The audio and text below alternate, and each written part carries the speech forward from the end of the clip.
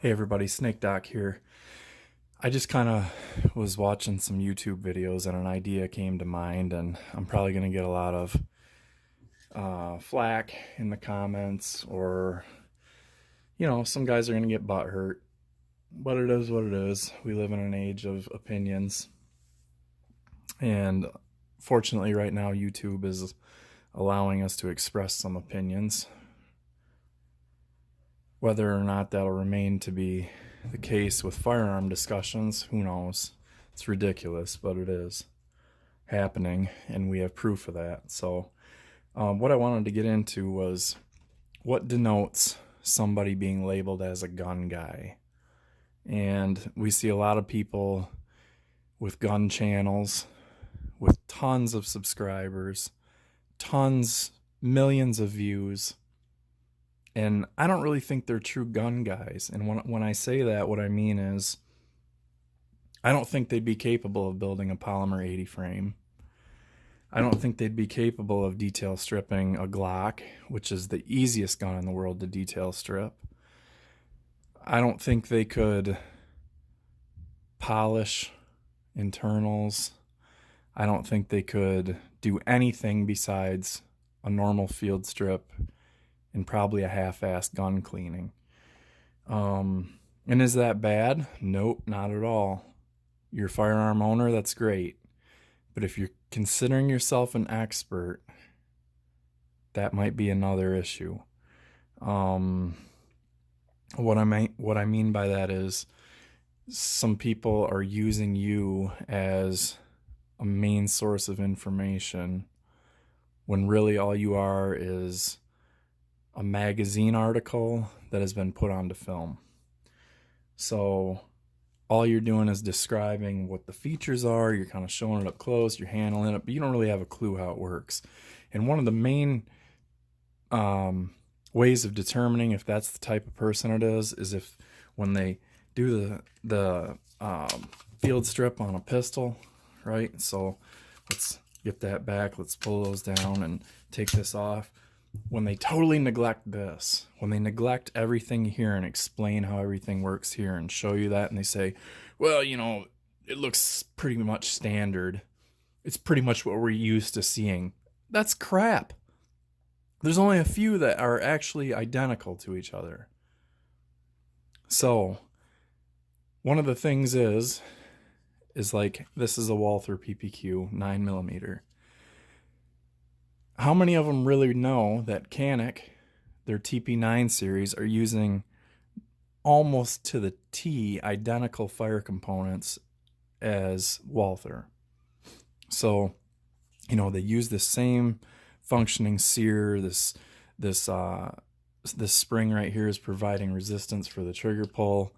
The trigger bar shapes are the same, and they work the same function, and that's why you can interchange the slides from a Canik to a Walther and vice versa. They don't really, maybe they don't care about that stuff, but to me that kind of stuff is important. I've detail stripped guns.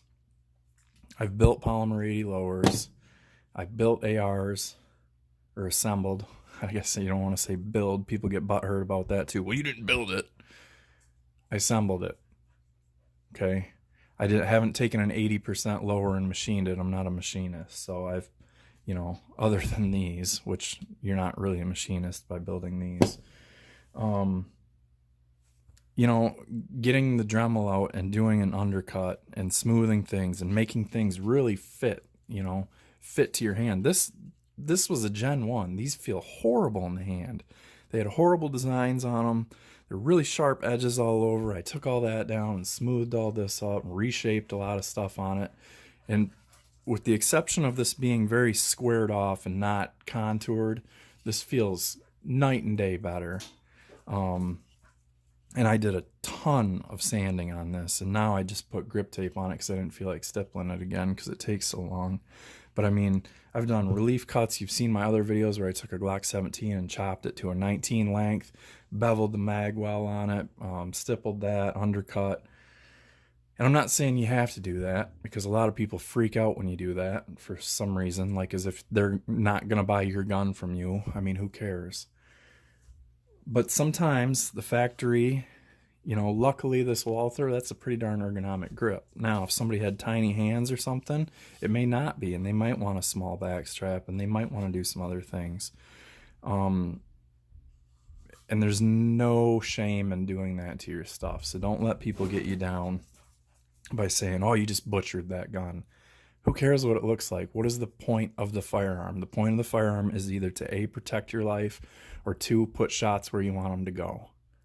So whether you're a competitive shooter or a target shooter or a recreational shooter, or if you're somebody who carries one for defensive purposes, either personal or in the line of duty, the main thing is to have that comfortable so that when you grab that, you know exactly where you're going to end up putting shots. So I don't see anything wrong with it. What I do see things wrong with is the fact that we have guys with millions of subscribers who don't really know very much about guns. And it's unfortunate, but maybe they edit videos better. Maybe their stuff's a little flashier. Maybe gun companies are sending them free guns. Maybe they return them, maybe they get to keep them, but they're sending them stuff to be reviewed favorably to try and sway you into buying. That's something that my channel does not do. Every time that I've been giving something, I've been giving paint from Duracoat, and I've shown you how the Duracoat works. And I told you about that. I was completely honest about that. And I even showed you, and that's in my high power video where I took a Browning high power clone by FEG and did all the steps to that and did the Dura Blue on it. And then I did a slide on a Zastava CZ99 with Dura Park.